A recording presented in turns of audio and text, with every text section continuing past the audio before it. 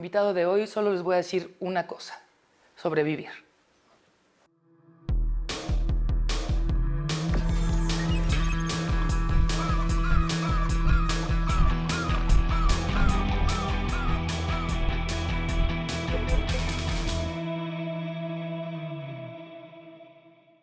Está con nosotros aquí en Caldo de Cultivo y es un verdadero honor el doctor Roberto Canessa. Gracias, Roberto, por estar aquí con nosotros. Gracias por la convocatoria. Yo no tengo palabras, de verdad se lo digo, para agradecerle que esté aquí y lo que significa para mí que esté usted aquí, porque he seguido la historia de lo que les ocurrió hace años en los Andes, al igual que mucha gente que nos está viendo. Su labor ahora es extraordinaria porque, pudiendo vivir de dar conferencias acerca de esto por todo el mundo y cobrarlas muy, muy bien, usted se mantuvo firme con el objetivo de convertirse en doctor, que fue lo que usted estaba estudiando cuando sucedió ese espantoso choque en los Andes. Entonces, no vamos a repetir la historia otra vez, pero lo que quisiera que me explicara para empezar a entrar a este libro, que tiene esta premisa: ¿cuál es la frontera entre la vida y la muerte? ¿En qué momento se sienta usted a escribir esto para hablar no nada más de lo que ocurrió, sino lo que está pasando a nivel médico? En el momento que me siento en la pantalla del ecógrafo, y veo un niño que le falta la mitad del corazón. En ese momento que yo miro por la pantalla y le digo al cirujano: mirá que tengo este caso así, y me dice: no, imposible, en Uruguay se muere el 90% de los casos. ¿Quiere decir que este niño tiene muy poca chance? Sí, tiene muy poca chance. Y digo, esta pantalla, ¿a qué me hace acordar? Y miro para arriba y me acuerdo de la ventana del fuselaje cuando veía pasar la luna. Y digo, pensar que mamá debe estar mirando la luna y pensando dónde estaremos perdidos, nos estamos comunicando con ellas. Vamos a luchar por este niño. Vamos a ir hasta donde pueda. No sé si lo voy a salvar, pero sí que voy a caminar con él. Y voy a caminar paso a paso. ¿Y cuál es el paso siguiente? Señora, ¿usted dónde vive? ¿Qué barrio tiene? ¿A qué colegio fue? La madre después me decía: ¿qué médico tan tonto, con un problema tan grave está diciendo? Y era para ver si tenía capacidad de operarse en otro país y de poderse pagar la operación en otro país. Que es cuando el dinero juega un papel tan importante, ¿no? Y que es tan injusto. Sí, sin lugar a dudas, el dinero nos separa, pero también nos une, porque si no hubiera sido por el dinero, estas operaciones no se hubieran desarrollado en el mundo entero. Claro. Evidentemente, Estados Unidos es el faro guía que tiene la capacidad de hacerla, que tiene la capacidad de invitarnos a nosotros a operar, que tiene la capacidad el Texas Heart Institute de invitar a Alexis Palacios durante 2 años, que es uno de los cirujanos de niños que está en Cardias. Es decir, es toda una cadena que nos va llevando desde las cavernas. Yo creo que el dinero ha sido el movilizador, no digo que sea justo, pero sí la locomotora que nos va llevando hacia el avance, ¿no? Desgraciadamente es un mal necesario, si quieres llamarlo. Regresemos a unos años antes, cuando usted tenía 19 años, y ahí no estaba el rubro, digamos, del dinero en juego. Ustedes estaban en un lugar inhóspito, fueron 2 meses, ¿no? Más o menos. Y ahí la pregunta que nos hacemos muchos cuando sabemos la historia es, en ese momento, en esas condiciones, ¿cuál era esa locomotora que los animaba a decir seguir, seguir, seguir? Bueno, el dinero a veces lo prendimos fuego para calentarnos, ¿no? Claro. No mucho, pero un poco sí. La locomotora ahí, yo creo que cada uno tenía una locomotora diferente. Pedro Algorta quería vivir, quería volver a su casa. Nando Parrado, que se había muerto la madre y la hermana en el accidente, volver a decirle a su padre: no está todo perdido. Y yo tenía un motivo y medio, que uno era mi madre, que yo lo había visto en un velorio de un amigo mío llorar desconsolada, decir: si me muere un hijo no voy a poder seguir viviendo. Y mi novia, que yo le decía: bueno, buscate a otro. Pero a las madres no les puedo decir buscate a otro. No. No te puedes divorciar de tu madre, ¿viste? Porque está siempre que te quiere, y te quiere, y te quiere, y siempre está queriéndote. Entonces, Laurita, sabeme entender. Y mamá, tú que crees en la telepatía y todas esas cosas, estoy vivo, búsquenme, por favor. Y eso parece que llegaba directo, porque a mi padre lo sacudía: anda a buscarlos a la montaña, anda a buscarlos, tienen que estar vivos, yo sé que están vivos. O sea que se va generando un tumulto pasional de buscar un objetivo que solo responde a lo que es los cariños filiales, los cariños de los hijos, los cariños de las madres, los cariños de las familias. Y se pone en juego lo importante de la sociedad, lo fermental. Todo lo demás es accesorio. Nuestro amigo el dinero, uno de ellos, sin duda. Absolutamente.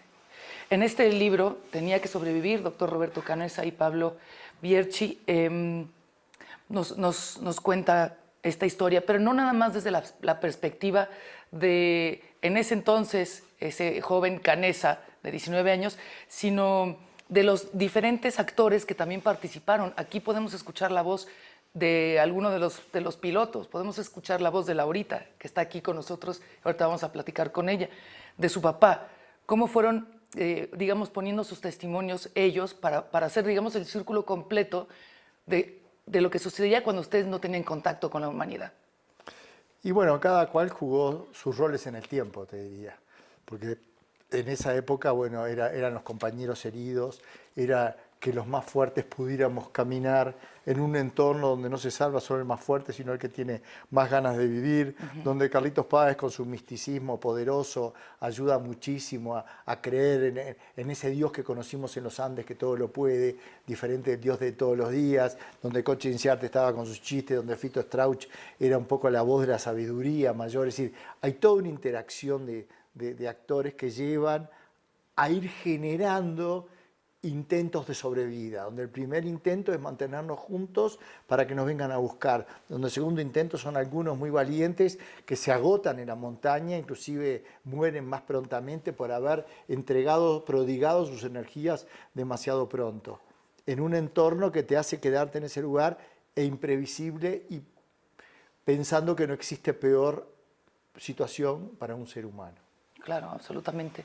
Ese absoluto desamparo, y usted lo dice también aquí en este libro, era ya, digamos, con la perspectiva de años, era un laboratorio, digamos, como de medicina natural, de comportamiento, de cómo el ser humano empieza a reaccionar ante diferentes estímulos positivos o negativos. Un experimento extraordinario, si lo vemos desde el punto de vista científico. Sin lugar a dudas, porque te sacan todo lo que es lo material y todos los orgullos, todas las vanidades, y dejan el ser humano en la esencia. ¿Sí? Es un laboratorio maldito. Claro. Yo como médico digo, pobres conejillos de indias que tuvieron que ir a ese lugar y convivir entre ellos con una expectativa de ¿qué va a salir de esto? ¿Qué aflora del hombre? Y sin embargo del hombre aflora lo más puro.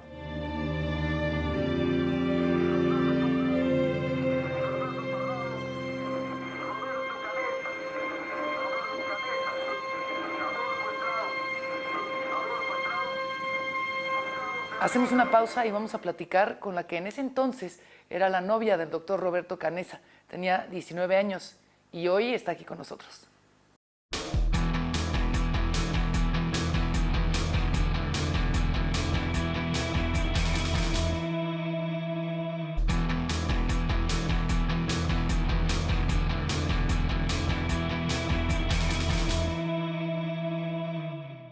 Tenemos el privilegio de tener aquí a Laura Zurraco de Canessa, que en ese entonces nada más la conocíamos como Lauri, ¿así te dice?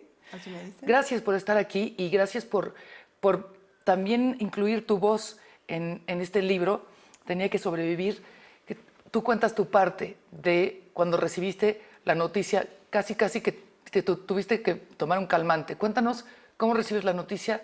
Los chicos sobreviven, algunos de ellos. Estuvimos durante los 72 días esperando noticias de la búsqueda que se hacía en forma privada, porque se paró la búsqueda oficial 10 días después del accidente, porque había nevado más que en 40 años. Oh, bueno. Entonces, las familias siguieron juntas y nos comunicábamos con Radio Aficionado cuando las familias iban a Chile a buscar. Todas las tardes a las 6 de la tarde nos decían qué había pasado con esa búsqueda privada y rezábamos el rosario. Y yo era amiga de todas las novias del cuadro de Roberto porque los iba a ver todos los fines de semana. ¿Al rugby? Al rugby. Ajá. Y se cayó el avión y se nos murió toda la primera división del club, así que estábamos toda la comunidad desesperados. Y íbamos en ese lugar de la radio y algunas madres sentían que los hijos estaban vivos. Y ahí estaba la mamá de Roberto, que decía, así con su mano acá, me decía, yo siento que Roberto está vivo y él va a volver, así que tú no llores más. Y yo me iba a mi casa, 19 años teníamos los dos. ¿A llorar? A llorar. Pues y sí. mi padre, no, yo iba a mi casa convencida de que él iba a volver. Mi padre era médico y decía, esta chica está loca, no la dejen ir más a hablar con la suegra porque la está volviendo loca. Entonces, mi papá empezó a ayudar en la búsqueda. Y después de esos 2 meses y medio, un día me dio por arreglarme y esas cosas de las chicas, ¿no? Pintarme, yo qué sé, empezaba el verano. Y mi mamá con una cara horrible en casa y le pedí, por favor, no me tengas esa cara. Hoy me siento bien, es el primer día que tengo ánimo. Y me dice, es que no te puedo cambiar la cara. Es verdad que aparecieron 2 uruguayos que son del avión y no sabemos los nombres y yo no sé qué decirte. Y entonces nos fuimos al lugar de la radio, que era cerquita de casa, y ahí estaba toda la familia. Y estuvimos horas de horas, desde la tarde hasta no sé qué hora de la noche, y nunca nos dijeron nada. Y como era en el año 72, las comunicaciones se cerraron y hasta el otro día no les vamos a decir nada. Entonces mi papá me dio una pastilla para dormir, me mandó a la cama y me dijo, yo te prometo que si hay noticias te voy a despertar. Entonces después, yo lo que me recuerdo, que después me dijeron que eran las 3 de la mañana, es que yo me siento que estoy sentada así en la cama y había una persona que me estaba abrazando y lloraba. ¿Tu papá? Y era mi papá que me decía, tú tenías razón, está vivo. Y entonces así se abrió toda la casa y vino todo el barrio, me vinieron a ver. Y me fui a la casa de la mamá de Roberto, que también estaba sentada en la vereda con una silla. Y así nos fuimos esa mañana con los hermanos de Roberto y la mamá y algunos otros familiares, porque el papá de Roberto estaba en la búsqueda claro. en Chile. Nos fuimos para Santiago y después 2 horas para el sur, al lugar de San Fernando. Y todo el camino, yo me pasaba pensando, imagínate, que lo iba a encontrar. Rozagante, feliz, claro. Un encuentro de Disney con música, todo divino. Nada que ver. Nada, pues estaba muy cuidado aparte. Flaquito, las manos largas, parecía que tenía pelos. Tenía pelos y parecía como enormes las manos, de tan flaquito. Y todos los pelos y los labios llenos de sangre del sol y de la nieve. Quemado. Todo así, así, con una vocecita. Pues Y tenía completamente desgastado. un lado de la pierna no lo sentía. Y 2 dedos los tenía medios negros. Y entonces después todo ese año pasó regio, recuperándose, haciendo ejercicio y todo, y al verano siguiente estaba re famoso. Y yo estaba muy enojada con que estuviera muy famoso. Yo quería la vidita simple de antes. Y entonces lloraba, porque teníamos siempre gente alrededor y periodistas y yo qué sé. Y un día, una de las novias que se había muerto su novio en el avión, me dice, ¿tú de qué te estás quejando? Y entendí, yo decía, cuando estaba muerto me estaba llorando porque estaba muerto y ahora que está vivo me lloro, ¿no? Y claro. Entonces ahí me di cuenta que tenía que cambiar y que tenía que ser más agradecida. Qué maravilla. Y me imagino que para Fue ti, duro. también poderle escribirlo y publicarlo también es parte de sanar, porque son cosas que no es darle vuelta a la página y ya estuvo, ¿no? Bueno, no, yo la verdad que pensé que me hubiera gustado que no se hable más del tema, pero es un tema que nos sobrepasó. Nunca nos imaginamos lo que nos iba a tocar. Ya desde que me dijeron se cayó un avión, Bueno. yo pensé, ¿cómo se nos va a caer un avión a nosotros? Que se caen en las películas de Estados Unidos, ¿por qué se nos va a caer a nosotros? Y es así la vida, te toca lo que no esperás, siempre, ¿no? Es así. Pues yo celebro su matrimonio, celebro Gracias. su amor, el hecho de que se acompañen a nivel emocional, laboral también, y celebro la vida de sus dos, de ustedes dos y de sus hijos también. Gracias, muchas gracias. Gracias por platicar con nosotros, Laura. Muy amable.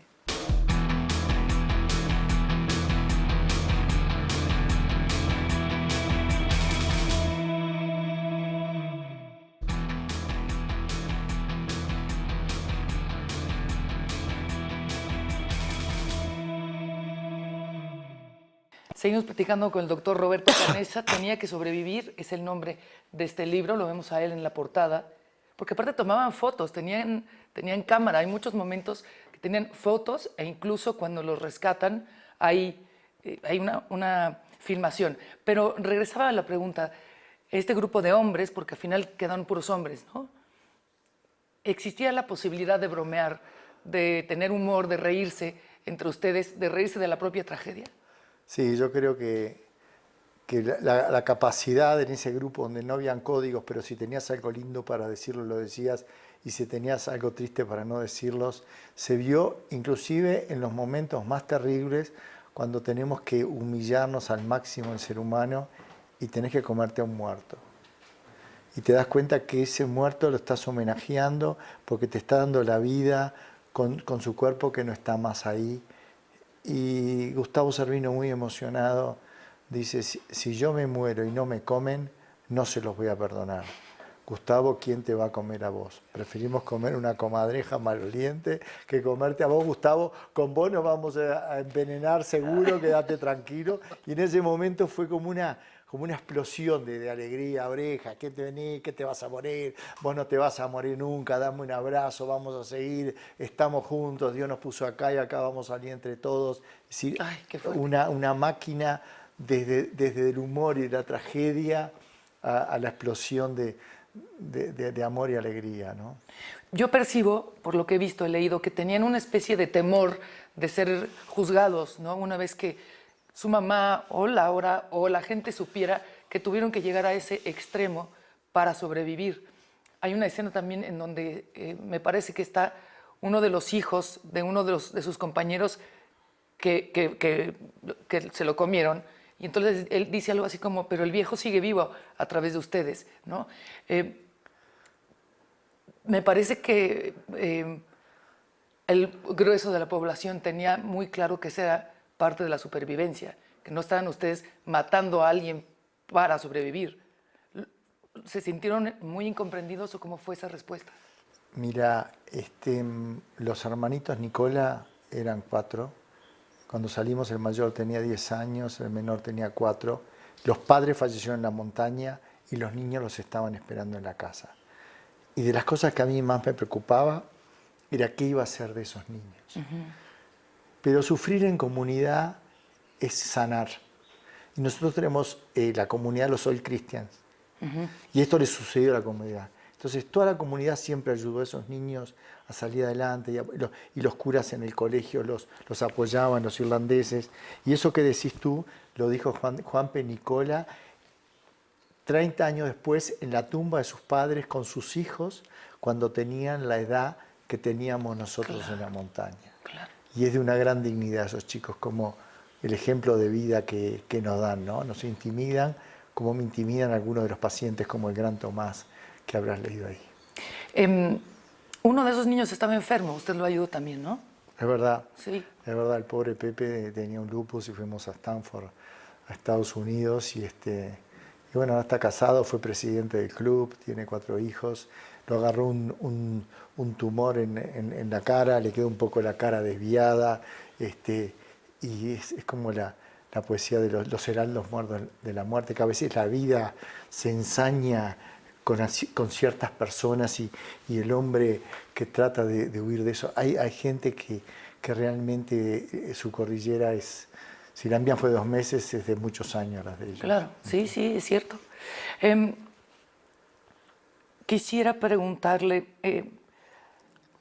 ¿tienen rituales, ¿no? A raíz de todo esto se siguen viendo a este campesino, Sergio, que fue quien los vio, Nando, y entonces Canessa, no quiero tutearlo sin respeto, pero pues eran dos chavos, como decimos, y los ve un campesino que no sabe leer, y él es el que hace este esfuerzo por regresar. Tengo entendido que entre ustedes se siguen viendo, que siguen al tanto de la vida de Sergio.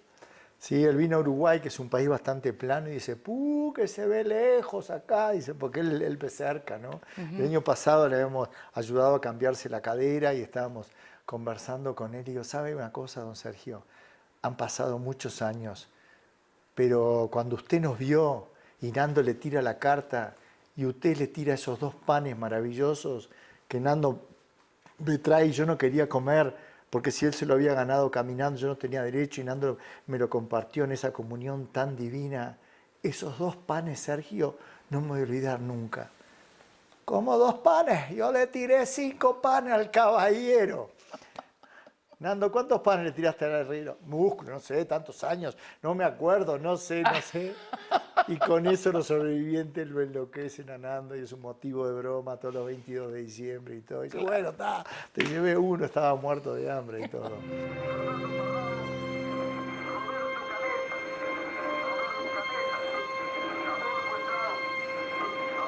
Como se dan cuenta, hay muchísimas cosas de las cuales todavía tenemos que platicar aquí en Caldo de Cultivo con el doctor Roberto Canessa, que nos honra con su presencia. Así que los esperamos en la segunda parte de este programa.